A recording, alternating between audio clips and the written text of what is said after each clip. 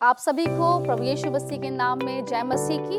हम चौथे त्रिमास के अध्ययन की तरफ बढ़ने वाले हैं और इस चौथे त्रिमास का जो शीर्षक हमें दिया गया है वो है यहोशू के विश्वास वचन। इस अध्ययन के दौरान हम यहोशू की किताब को बहुत गंभीरता से पढ़ेंगे और उस पर चर्चा करेंगे।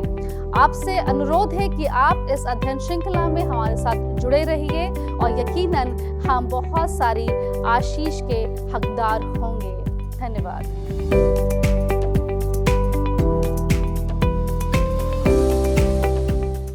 आप सभी का हिंदी होप चैनल में मैं स्वागत करती हूं और सबसे पहले मैं अपने पैनल मेंबर्स का स्वागत करती हूं जो आज हमारे साथ यहाँ पे मौजूद हैं। आप सभी को जय मसीह की। मेरा नाम शशि सिंह है। सबको जय मसीह की। मेरा नाम सिमरन मसीह सिद्धू है। मैं एलिजाबेथ भारती। प्रभु के पवित्र मधुर नाम में जय मसीह की। जय मसीह की। मेरा नाम डॉक्टर रेबेका सिंह है। जब हम इस अध्ययन श्रृंखला में आगे बढ़ते हैं तो ज़रूरत इस बात की है कि अपने हम सिरों को झुकाएं और उसके सामने आए। आइए प्रार्थना करते हैं। पिता परमेश्वर, तेरा धन्यवाद देते हैं इस समय के लिए जो तूने हमें यहाँ पर रखा ताकि हम तेरे वचन को सबके बीच में बांट सके। पिता परमेश्वर, आज मैं आपसे मांगती हूँ कि हम सबको अपने हाथों में ले ले, हमारे ऑडियंस को, हमारे पैनल मेंबर्स को, सबको अपने हाथों में ले और आज हम जो कुछ भी तेरे वचन से दूसरों को बताते हैं पिता परमेश्वर, वो हमारे दिलों में गहराई से उतरने वाला हो सके और इसके लिए हमें आपकी आशीष की ज़रूरत है। इस दुआ को तेरे पवित्र और मीठे नाम से मांगते हैं, आमीन। आमीन। आइए आगे बढ़ते हैं इस चौथे त्रिमास की अध्ययन श्रृंखला में और जो शीर्षक हमें दिया गया है वो है यहोशू द्वारा आस्था का पाठ। अगर हम व्यवस्था विवरण और यहोशू की किताब को पढ़ें तो हमें इज़राइल के बारे में मालूम पड़ता है किस तरीके से वो इज़राइली मिस्र से बाहर निकाले गए, जिनको मूसा आगे लेकर बढ़ा। आगे बढ़े उससे पहले हम याद वचन में जाते हैं जो हमें मिलता है यहोशू की किताब पहला अध्याय और उसकी 7वीं आयत में। यहाँ इस प्रकार लिखा है, तो हिम्मत से काम लेना और हौसला रखना और मेरे सेवक मूसा ने जिस कानून को मानने की आज्ञा दी उसका तू सख्ती से पालन करना। तू ना तो दाएं और ना बाएं मुड़ना ताकि तू हर काम बुद्धिमानी से कर सके। इस अध्याय में हम ये देख रहे हैं कि 2 जनरेशन्स की बात हो रही है। एक जनरेशन जिसको मूसा आगे लेके चलता है, बहुत सारे आश्चर्य कर्म उसको परमेश्वर दिखाता है मूसा की अगुवाई में, लेकिन अफसोस से वो जो जनरेशन थी, वो जो लोग थे, वो परमेश्वर की बात पर पूरी रीति से विश्वास नहीं करते। हर एक कदम पर, हर एक बात में कुड़कुड़ाना, बड़बड़ाहट करना, क्रोधित होना, एक दूसरे को बुरी बुरी बातें बोलना। परमेश्वर उनसे खुश नहीं था। उसके बाद हम आगे बढ़ते तो हम देखते हैं कि एक दूसरी जनरेशन जो आती है जो यहोशू आगे लेकर चलता है। इसी बात को हम लेकर अगर आगे बढ़ें तो जो हमसे कहता है हमारा रविवार का अध्याय, वो हमसे कहता है कि इज़राइलियों को 2 अगुवे दिए गए। पहला अगुआ जो हमें मूसा दिया गया, दूसरा अगुआ जो हमें यहोशू दिया गया। जो मूसा है, अगर उसका आप अर्थ देखें, अगर हम मूसा की बात करें तो मूसा क्या था? परमेश्वर से जुड़ा हुआ था, परमेश्वर का सेवक था। अगर हम यहोशू की बात देखें तो उसका अर्थ है मूसा का मददगार। वो दोनों के ऊपर रखकर परमेश्वर ने एक जिम्मेदारी रखी, उनके कंधों पे एक बहुत बड़ी जिम्मेदारी रखी ताकि वो जो वाचा इज़राइलियों से बांधी गई थी कि तुम्हें मैं दास्ता से निकालूंगा और एक ऐसे देश में पहुंचाऊंगा जहां पर दूध और मधु की धारा बहती है। यहोशू को भी आगे और सारे कदम आगे बढ़ाने थे। ताकि वो परमेश्वर का सेवक कहलाया जा सके, क्योंकि अभी तक यहोशू कहला रहा है मूसा का मददगार। जो बातें मूसा तक पूरी ना हो पाई उसके मरने तक, उस बात को, उस वाचा को आगे लेकर जाना, परमेश्वर के वचन को पूरा करना, ये जिम्मेदारी किसके ऊपर थी? यहोशू पे थी। तो अगर हम इजराइलियों की बात करें तो उनकी ज़िंदगी में 2 अगुवे दिए गए, उनके समय, उनके ड्यूरेशन में 2 अगुवे दिए गए जो उनको मिस्र से लेकर आगे बढ़ा रहे थे। और आज के सोमवार के अध्ययन में हम चलते हैं। आज का विषय है सफलता का नुस्खा, और इसमें हम जान पाएंगे कि सफल होने के लिए परमेश्वर हमें क्या बताना चाहते हैं। और इसमें आज हम देखेंगे यहोशू को परमेश्वर की आज्ञा मिली, जिसके द्वारा जो है मूसा के बाद जो उत्तराधिकारी है यहोशू को ठहराया गया, और मूसा के द्वारा जो पहल की गई थी परमेश्वर के द्वारा इजराइलियों को दासत्व से निकालने की, वो जो है यहोशू के द्वारा जो है पूरी की जाने वाली थी, और ये परमेश्वर के द्वारा की गई पहल थी। और मैं एक चीज़ ये बताना चाहती हूँ कि परमेश्वर की द्वारा की गई पहल को पूरा करने का भी जो जिम्मा है वो मनुष्य का है। अगर मनुष्य अपनी आशा को दृढ़ करे और हियाव बांधे और दृढ़ हो और उसके वचन, परमेश्वर के वचन को जो है चौकसी से माने, तो वो सफल हो सकता है। और इसमें हम सोमवार के अध्ययन में जो है मैं ये बताना चाहती हूँ कि यहोशू की जो पूरी किताब है उसको हमने 4 भागों में विभाजित किया है, और इसका परिचय जो है वो हमें मिलता है यहोशू के अध्याय 1 में। और यहोशू की किताब नई संभावनाओं के बारे में है, जिसमें कि इजरायली एक कनान देश में प्रवेश करने वाले थे, और वो जीवन उनका संभावनाओं से भरा हुआ था। इसके बाद आइए हम अध्ययन करें कि किस प्रकार परमेश्वर ने इजराइल के जीवन में एक नया अध्याय खोला। और इसमें हम देखते हैं, इसको 4 भागों में जो है डिवाइड किया है। पार करना, जिसमें कि यरदन नदी को पार करना है, जिस तरह से मूसा उन्हें जो है लाल समुद्र से निकाल के लेके आया, उसी तरह से यहाँ पे यरदन को पार करना था। फिर उसके बाद लेना था, जीतना था, जो कनान देश के सारे देश हैं उनको जीतना था। उसके बाद विभाजित करना था, जीते हुए प्रदेशों को जो गोत्र हैं उनमें बांटना था। और जो चौथा है सेवा करने का, जो कि परमेश्वर ने वाचा बांधी थी इजराइलियों के साथ कि तुम जो है मेरी सेवा करना। और ये हमें इसमें मिलता है अध्याय 1 के 16 से 18 में। इसमें लिखा है, तब उन्होंने यहोशू को उत्तर दिया, जो कुछ तूने हमें करने की आज्ञा दी है वह हम करेंगे, और जहाँ कहीं तू हमें भेजे वहाँ हम जाएंगे। जैसे हम सब बातों में मूसा को मानते थे वैसे ही तेरी भी माना करेंगे। इतना हो कि तेरा परमेश्वर यहोवा जैसे मूसा के संग रहता था वैसा ही तेरे संग भी रहे। कोई क्यों ना हो जो तेरे विरुद्ध बलवा करे, और जितनी आज्ञाएं तू दे उसको ना माने तो वह मार डाला जाएगा, परंतु तू दृढ़ और हियाव बांधे रहे। इस तरीके की वाचा जो है इजराइलियों को दी गई। ये वाचा इजराइलियों के साथ बांधी गई, और यहोशू की जो पुस्तक है वो ईश्वरीय पहल को दिखाती है। Thank you so much madam Shashi, आपने बहुत अच्छी तरीके से बताया। हम एक छोटा सा ब्रेक लेंगे और आप बने रहिए हमारे साथ, हम वापस आते हैं थोड़ी देर में। फिर से आपका स्वागत है ब्रेक के बाद, और इस समय है कि अब हम चलें मंगलवार के पाठ की तरफ। और मैं रिक्वेस्ट करती हूँ मैडम सिमरन से कि वो हमें बताएं कि ये वचन हमसे क्या कहता है। मैं धन्यवाद करती हूँ सिस्टर मीनल का कि हम इस सैबत स्कूल अध्ययन को आगे बढ़ा सके। और आज के मंगलवार के अध्ययन में जो आज का टॉपिक दिया गया है वो है वादों के उत्तराधिकारी। जैसे कि हम सब जानते हैं कि जैसे यहोवा ने मूसा के साथ जो है वाचा बांधी थी और उसको पूरा भी किया था, और वैसे ही मूसा के बाद यहोशू के साथ भी जो है वाचा बांधेगी। और परमेश्वर ने जो है यहोशू को भी यही कहा है कि जैसे मूसा के साथ मैं तेरे संग हूँ, तू मत डर और मैं हर वक्त तेरे साथ रहूँगा। तो वैसे ही यहोशू को जो भी है वादा किया था उसको अधिकारी जो है बनाया गया था। अगर हम पढ़ते हैं यहाँ पे यहोशू उसका 1 अध्याय उसकी 2-3 में लिखा है, इसमें हम पढ़ेंगे, इसमें मेरा दास मूसा मर गया है, इसीलिए अब तो उठ, कमर बांध और इसी सारी प्रजा समेत यरदन पार होकर उस देश को जा जिसे मैंने उनको अर्थात इजराइलियों को देता हूँ।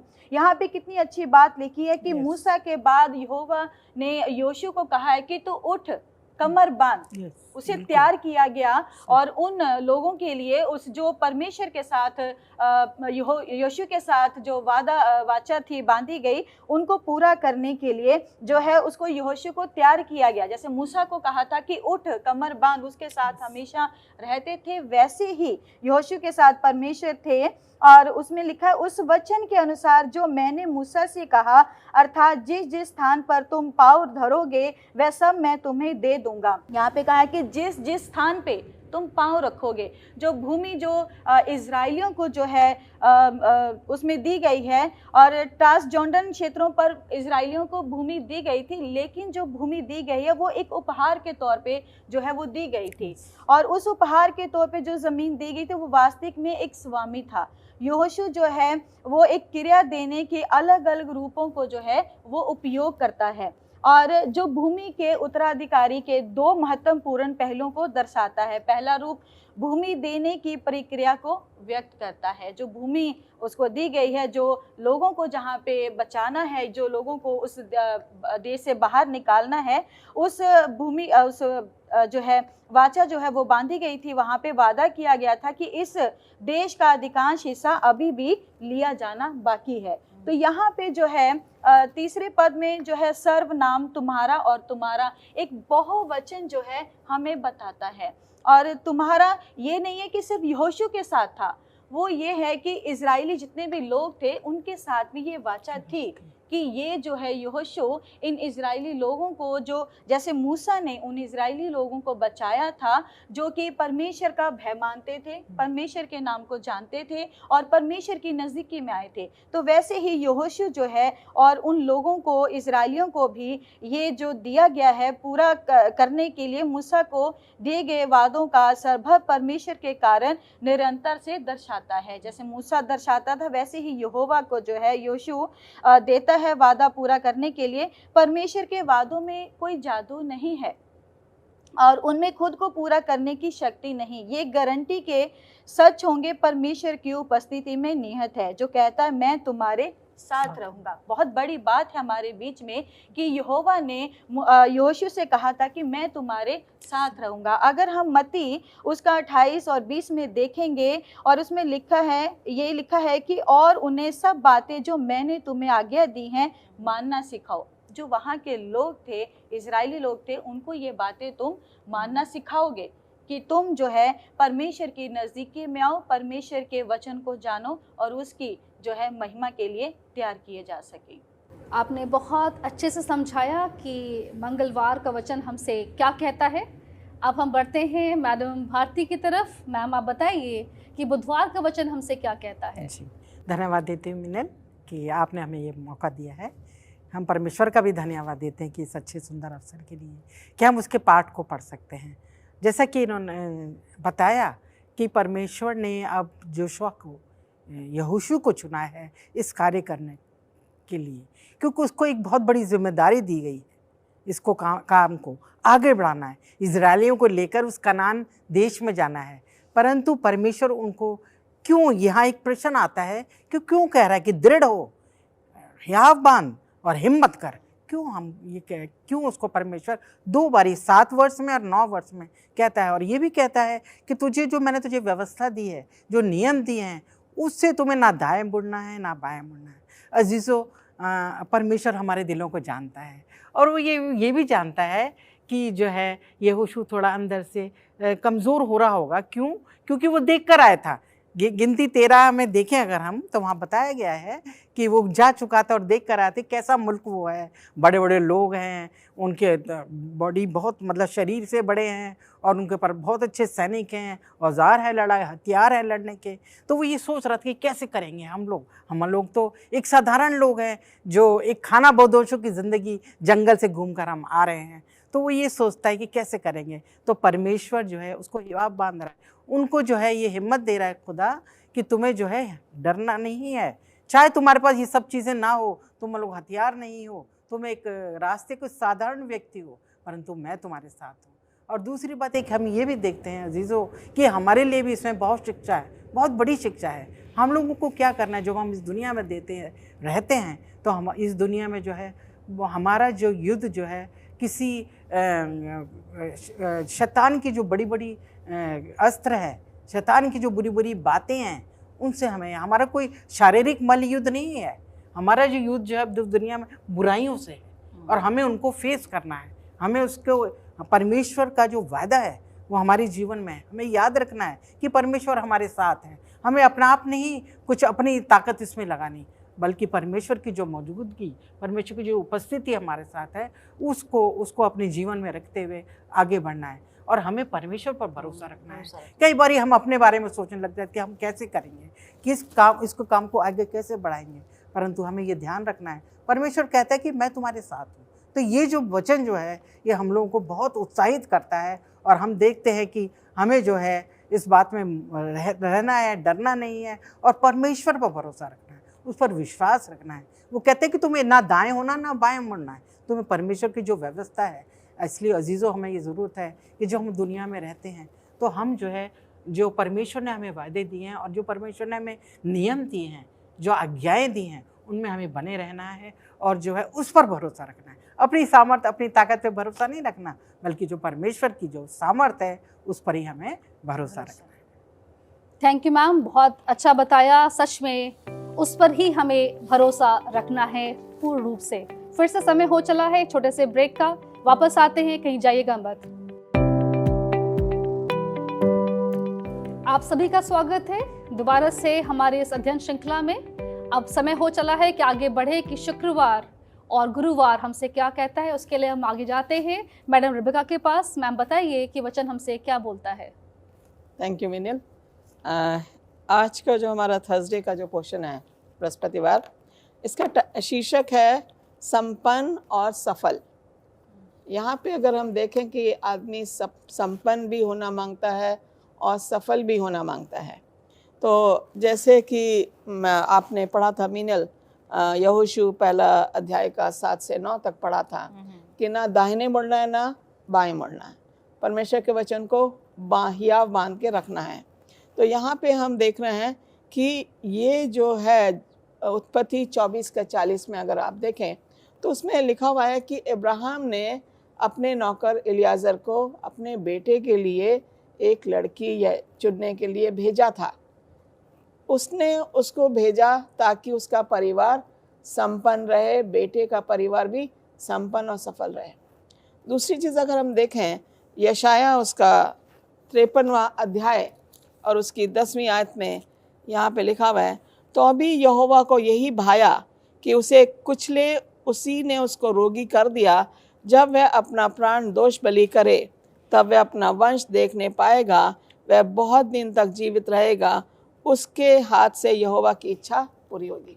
हम यहाँ देखते हैं यूहन्ना 3:16 में लिखा हुआ है कि परमेश्वर ने अपना इकलौता पुत्र दिया ताकि हमें क्या मिले, सफल जीवन हो। हमारा जो अनंत जीवन जो परमेश्वर हमें देना मांग रहा है, जब तक हम यहाँ पे इस दुनिया में हम संपन्न नहीं रहेंगे, परमेश्वर के साथ जुड़े नहीं रहेंगे, क्योंकि परमेश्वर कहता है कि मैं तुम्हारे साथ हूँ, तुम्हें डरने की ज़रूरत नहीं है। यहाँ पे लिखा हुआ परमेश्वर के वायदों पे हमें भरोसा रखना और उसकी आज्ञा का पालन करना है। हम देखते हैं कि उत्पत्ति में आज्ञा का पालन नहीं हुआ, हवा ने आज्ञा का पालन नहीं किया, और ये आज्ञा का पालन करना हमारे लिए बहुत ज़रूरी है। यहाँ पे कह रहे हैं, सो क्या हम विश्वास के आधार पर व्यवस्था के व्यर्थ ठहराएं? ये कह रहा है रोमियो 3:31 में। निश्चय ही नहीं, हम व्यवस्था को हम व्यर्थ नहीं ठहरा सकते, क्योंकि इसमें हमें यीशु मसीह के बारे में, परमेश्वर के बारे में बताया गया है, परमेश्वर के वायदों के बारे में बताया गया, जो कि वो हमारे साथ पूरा करता है ताकि हम सफल और संपन्न रहें, जो भी हमारे प्लान्स या योजनाएं हैं। ये कह रहा है, बल्कि हम तो व्यवस्था को और अधिक शक्तिशाली बना रहे हैं अगर हम इस व्यवस्था का आज्ञा का पालन करेंगे। अगर आज्ञा का पालन नहीं करेंगे तो हम व्यवस्था को क्या कर रहे हैं, हम व्यर्थ मान रहे हैं। हमारा कोई मकसद नहीं है जीवन में अगर हम आज्ञा का पालन नहीं कर रहे हैं।